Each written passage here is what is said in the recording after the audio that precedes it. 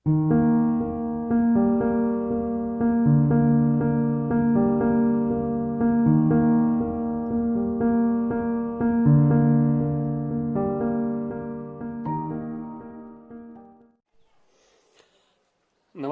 Me Milind Sonawane.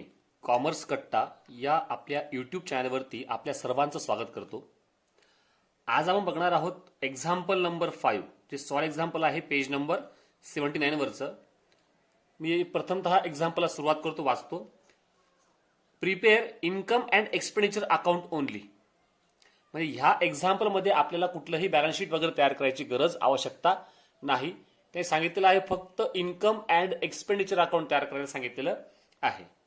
From the following receipts and payment account and adjustments given below you are required to prepare income and expenditure account for year ended 31 March 2020 of Venna cultural association Satara.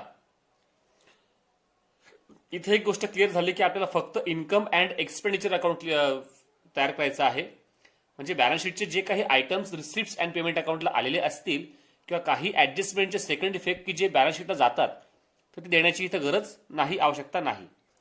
आता ज्या ज्या आयटम्सला adjustment आहेत त्यांना खुणा करून घेऊयात.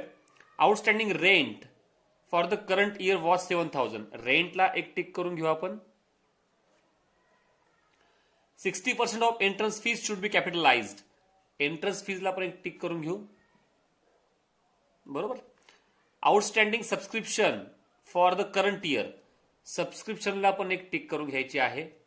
And then prepaid insurance. इन्शुरन्सला एक टिक करून घ्यायची आहे की जो आपण प्रीपेड केलेला आहे. अशा 4 ऍडजस्टमेंट आहेत. आपण आता एक्झाम्पल सॉल्व्ह करताना त्या 4ही ऍडजस्टमेंट स्टेप बाय स्टेप बघूयात.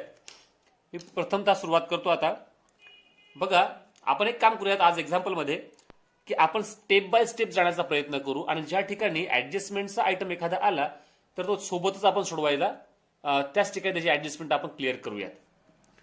लक्षात ठेवा, हे जे 2 आयटम आहेत, हे जे आयटम आहेत cash in hand, cash at bank, हा मागच्या वर्षाचा क्लोजिंग बॅलन्स असतो. हा त्यांनी इथे फक्त ओढलेला असतो. हा आपल्याला ह्या 2 आयटमचा इफेक्ट कुठेही द्यायची आवश्यकता नाही. आपण जर इफेक्ट देऊच तर मग जे शेवट दिलं आहे कॅश इन हँड आणि कॅश ॲट बँक यांचा इफेक्ट आपण बॅलन्स शीट जर तयार केलं असतं तर बॅलन्स शीटला आपण दिला असता, बॅलन्स शीटच्या ऍसेट साईडला. पण हे 2 जे आयटम आहेत म्हणजेच रिसिप्ट साईडचे स्टार्टिंगचे 2 आयटम हे आपण घेत नाही.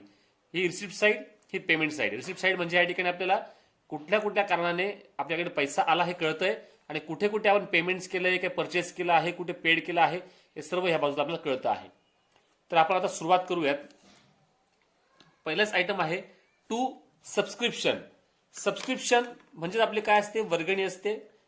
ती वर्गणी आपल्याला मंथली, त्रैमासिक, हाफ इयर किंवा इयरली मिळत असते. तर यामध्ये बघा त्यांनी आपल्याला 3 दिलेले आहेत. 18-19 म्हणजे हे मागच्या वर्षाचं आहे, याला म्हणतो आपण प्रिव्हियस इयर. हे आहे आपलं करंट इयर. करंट इयर का म्हणतोय मी 19-20ला? कारण आपलं वर्ष काय, 31 मार्च 2020. म्हणजे सुरू केव्हा झालं असेल हे 1 एप्रिल 2019 ते 31 मार्च 2020. आणि पुढचं आहे 2020-21. हे असणार आहे नेक्स्ट इयर. बरोबर. आता प्रिव्हियस इयरचं जे आहे हे मिळून गेलं आहे, म्हणजे संबंधात इथे कोण दाखवायची गरज नाही, आवश्यकता नाहीये. फक्त जे आता करंट इयरचं आहे आपण आता घेणार आहोत. आणि नेक्स्ट इयरचं आपण घेतलं असतं तर आपण बॅलन्स शीट तयार केलं असतं. नेक्स्ट इयरचं जेव्हा मिळतंय ऍडव्हान्समध्ये आपल्याला मिळतंय तर आपण त्याचा सेकंड इफेक्ट, त्याचा इफेक्ट कुठे दाखवतो आपण, तर लायबिलिटी साईडला. पण आपण बॅलन्स शीट तयार करत नसल्यामुळे याचा संबंध येणार नाही. तर आपण करंट इयरचं पहिले सबस्क्रिप्शन घेऊन टाकूयात. कुठे दाखवायचंय, आपण हे आखून घेतलेलं आहे एक्सपेंडिचर आणि इन्कम. इन्कम बाजूला आपण सर्व दाखवणार आहोत. तर मग घ्या बाय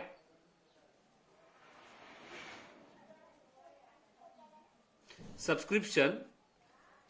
करंट इयरचं जे आहे आपण ते फक्त घेणार आहोत पहिले 1 लाख रुपये. Inner column. बरोबर.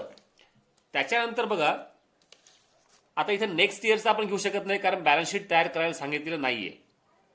मग आपण एक काम करूयात, त्याला ऍडजस्टमेंट आहे ते आपण बघूयात पहिले. 2 नंबरची ऍडजस्टमेंट आहे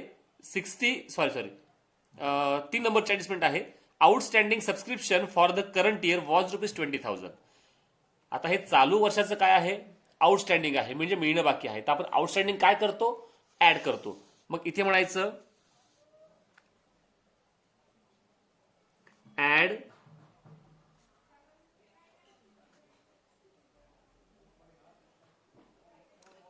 आउटस्टँडिंग 20,000. याला दुसरी कुठलीही ऍडजस्टमेंट नाही, म्हणून डायरेक्टली अमाऊंट आउटर कॉलमला घ्यायला काही हरकत नाही. म्हणून घ्या 1,20,000, 1,20,000. आणि आउटस्टँडिंग म्हटल्यानंतर मिळणं बाकी असेल तर आपण दुसरा इफेक्ट दाखवला असता बॅलन्स शीटच्या ऍसेट साईडला, पण आपण बॅलन्स शीट तयार करत नसल्यामुळे दाखवण्याची गरज नाही. पुढचं आहे डोनेशन. डोनेशन ते जनरल म्हटलेलं आहे. जनरल म्हटलं तर आपण ते दाखवतो इन्कम बाजूलाच. मग इथे म्हणा बाय डोनेशन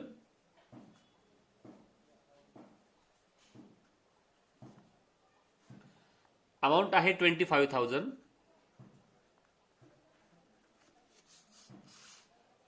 नंतर आहे एंट्रन्स फीज. याला ही ऍडजस्टमेंट आहे. एंट्रन्स फीज हे सुद्धा आपलं इन्कम असतं. इन्कमला दाखवूयात पहिले आपण बाय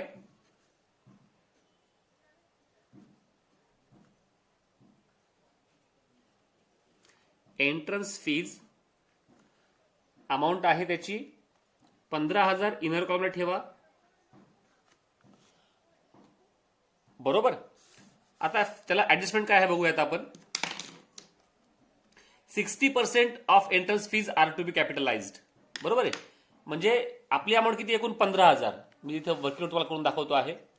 15,000 गुणिले 60 भागिले 100 करायचे, कारण 15,000पैकी 60% रक्कम जी आहे ही आपल्याला कॅपिटलाइज करायची आहे. जर तुम्ही 15,000 गुणिले 60 केलं, जे उत्तर येईल त्याला भागिले 100 केलं, तर तुमचं उत्तर आलं पाहिजे 9,000 रुपये. हे उत्तर आपलं आलं पाहिजे. म्हणजे 60% किती झाली आपली 9,000. म्हणजे 9,000 रुपये जे आहेत एवढी अमाऊंट आपण काय केली आहे, कॅपिटलाइज केलेली आहे. म्हणजेच काय की एंट्रन्स फीज मधनं एवढी रक्कम आपण काय करणार आहोत, वजा करणार आहोत. कारण काय, ही रक्कम आपल्याला कॅपिटलमध्ये ट्रान्सफर करायची आहे. म्हणून इथे म्हणायचं आहे लेस 50% कॅपिटलाइज्ड 9,000. 15,000 9,000 गेले, उरले किती 6,000 आउटरला. जर आपण बॅलन्स शीट तयार केलं असतं तर आपण ही जे काही 9,000 इकडे वजा केले आहेत हे आपण लायबिलिटी बाजूला कॅपिटलमध्ये ऍड केले असते. कारण आपल्याला कॅपिटलाइज करायला सांगितलंय म्हणजे आपलं कॅपिटल वाढतंय, म्हणून दुसरा इफेक्ट आपण त्याचा दिला असता. Okay. Then interest on fixed deposit. हा पण इन्कम असल्यामुळे इथं दाखवणार आहोत. इन्कम बाजूला बाय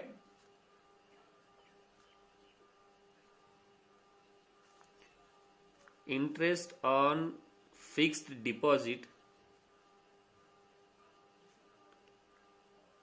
त्याची अमाऊंट आहे 4,800. 4,800. Then picnic receipt. आपण पिकनिकचं काय अरेंजमेंट केलं त्याच्यामध्ये आपल्याला जो काही पैसा मिळाला तोही दाखवायचा आहे बाय पिकनिक रिसिप्ट.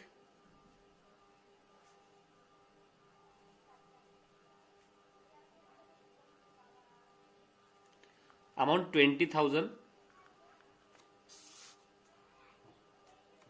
ओके. म्हणजे रिसिप्ट बाजूचे संपूर्ण आयटम संपलेले आहेत. आता बघूयात आपण पेमेंट बाजूला बघूयात. पेमेंट बाजूला पहिलाच आयटम आहे रेंट. त्यांनी मागच्या वर्षाचा पण रेंट दाखवलेला आहे. आता हे आपण दाखवण्याची आता गरज नाही कारण ते पेड झालेलं आहे. किंवा त्या दुसरा इफेक्ट आपण दाखवला असता बॅलन्स शीटला, पण बॅलन्स शीट तयार करण्याची गरज नाही म्हणून त्याचा काही संबंध येणार नाही. करंट इयरचा आहे 19-20चं 54,300 आणि त्याला ऍडजस्टमेंट पण आहे. पेमेंट केला आहे म्हणून आपण घ्या एक्सपेंडिचर बाजूला घ्यायचं आपल्याला आहे. इथे म्हणायचं टू रेंट इनर कॉलम 54,300 आणि त्याला ऍडजस्टमेंट म्हणतायत ते outstanding rent for current year 7,000. चालू वर्षाचं आउटस्टँडिंग आहे. आउटस्टँडिंग जरी खर्च असो किंवा इन्कम असो, पहिला इफेक्ट काय करतो आपण तर ऍड करतो. आता हे द्यायचं बाकी आहे करंट इयरचं रेंट, म्हणून आपण इथं म्हणतो आहोत ऍड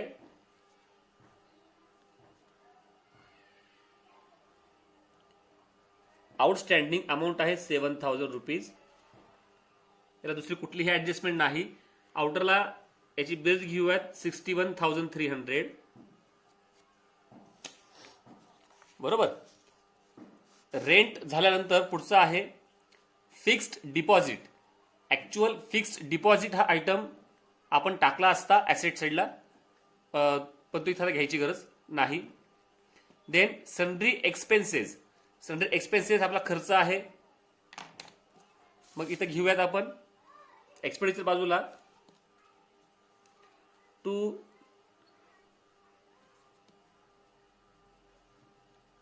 सन्ड्री एक्सपेन्सेस 8,000 रुपीज.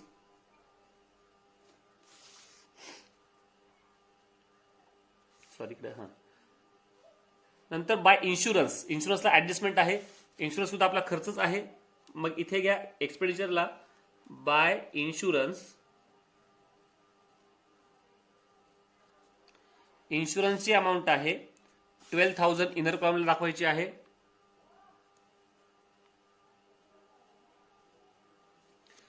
त्याला ऍडजस्टमेंट आहे. ते म्हणतायत प्रीपेड इन्शुरन्स ₹1,000. डायरेक्टली अमाऊंट दिली असल्यामुळे टेन्शनच नाही की कुठलं काही आपल्याला आकडेवारी किंवा कॅल्क्युलेशन करायची गरज नाही. आपल्या याच्यामध्ये प्रीपेड किती आहे 1,000. प्रीपेड जर आपण केला असेल खर्च तर सेकंड इफेक्ट टाकतो आपण ऍसेट बाजूला. पण या ठिकाणी बॅलन्स शीट तयार करण्याची आवश्यकता नसल्यामुळे याचा फक्त एकच इफेक्ट येईल. प्रीपेड केलं तर आपण काय करतो, आपण त्याला लेस करतो. मग इथे इन्शुरन्समध्ये खाली म्हणायचं आहे लेस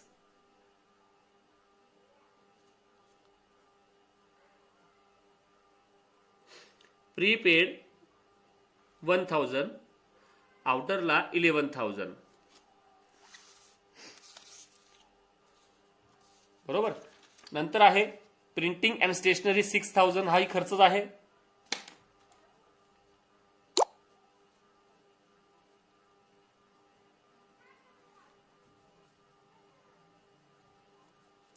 प्रिंटिंग अँड स्टेशनरी 6,000.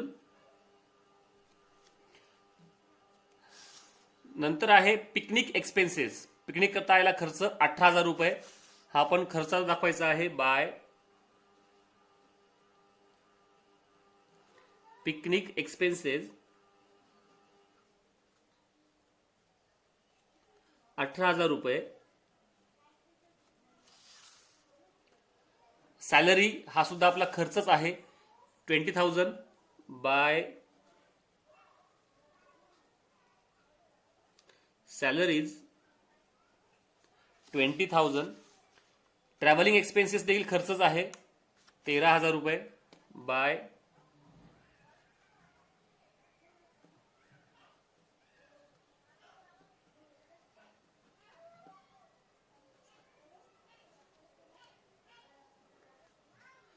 ₹13,000.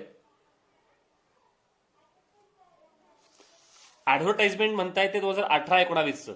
ज्या प्रकारे आपण हे घेतलं नाही रेंट 18-19चं, तसंही त्याच प्रकारे हे पण घ्यायचं गरज नाही. कारण हे बॅलन्स शीटचा आयटम गेला असता, पण या ठिकाणी दाखवायची गरज नाहीये. Then balance carried down, cash in hand आणि कॅश ॲट बँक हे देखील आपले ऍसेटचे आयटम आहेत. हे देखील या ठिकाणी दाखवण्याची गरज नाही. बरोबर. मग आता आपण बेरीज करूयात आणि एक्झाम्पल मध्ये सरप्लस येत आहे की डिफिसिट हे नीट समजून घेऊयात. आता सरप्लस आणि डिफिसिट कसं असतं नेमकं हे तुम्हाला माहिती आहे की जर डेबिट बाजूला पैसे कमी पडले तर आपल्याला मिळणार आहे सरप्लस आणि क्रेडिट बाजूला पैसे कमी पडले तर मिळणार आहे डिफिसिट. एक कच्ची बेरीज मी करून घेतो पहिले. इन्कम बाजूची बेरीज केली असता बेरीज आलेली आहे 1,75,800 रुपये. ही तुमची आहे क्रेडिट बाजूची म्हणजे इन्कम बाजूची बेरीज. आणि डेबिट बाजूची बेरीज येते आहे 1,37,300 रुपये. बरोबर. ही तुमची येते आहे डेबिटची बेरीज म्हणजे एक्सपेंडिचर बाजूची बेरीज येते आहे. वजा केल्या असता आपल्याला मिळत आहेत 38,500 रुपये. बरोबर. म्हणजे आपण या बाजूची बेरीज केली तेव्हा बेरीज मिळाली 1,75,800 रुपये म्हणजे क्रेडिट बाजूची इन्कम बाजूची. आणि एक्सपेंडिचर बाजूची डेबिटची बेरीज केली असता मिळाली आहे 1,37,300 रुपये. ही डेबिटची बेरीज झाली आहे म्हणजे डेबिट बाजूला पैसे कमी पडत आहेत. मग इथे म्हणायचं सॉरी इथे मी काही ठिकाणी बाय म्हटलेलं बघा. इथे हे सगळे टू करून घ्यायचे आहेत. टू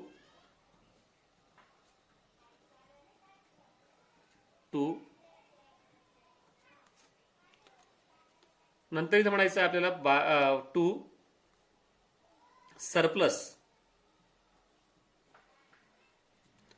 कंसात मी म्हणतो इथे एक्सेस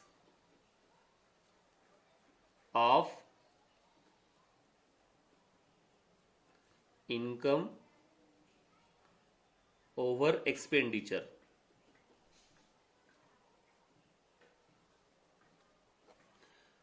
अमाऊंट आली आहे 38,500 आणि मग टोटल घेऊयात आपण.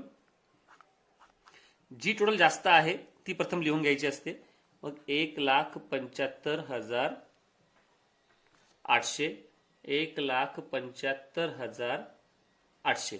जर बॅलन्स शीट तयार केलं असतं तर ही अमाऊंट आपण दाखवली असती, कॅपिटलमध्ये ऍड केली असती सरप्लस, की आपल्याकडे इतकं शिल्लक आहे. सॉरी, हा बरोबर आहे, इतकी शिल्लक आहे. कारण बघा इतकं इन्कम आपल्याकडे होतं, इन्कम जास्त होतं आणि खर्च कमी होते. म्हणजे काय झालं, सरप्लस आपल्याकडे म्हणजे शिल्लक आहे अमाऊंट 38,500 रुपये. तर अशा प्रकारे हे एक्झाम्पल फक्त इन्कम अँड एक्सपेंडिचर अकाउंट आपण समजून घेतलेलं आहे. यामध्ये आपण पुढील लेक्चरला जे नवीन एक्झाम्पल सुरू होतील तर त्याच्यामध्ये संपूर्ण अजून income and expenditure account plus balance sheet वगैरे संपूर्ण एक्झाम्पल जेव्हा येतील तर तेव्हा खऱ्या अर्थाने एक्झाम्पल सुरुवात होईल. एक्झामला सहसा असं फक्त इन्कम अँड एक्सपेंडिचर अकाउंट विचारत नाही. अशा प्रकारे हे एक्झाम्पल आपण सॉल्व्ह केलं आहे. तुम्ही स्वतः घरी एकदा सोडून बघायचं आहे. धन्यवाद.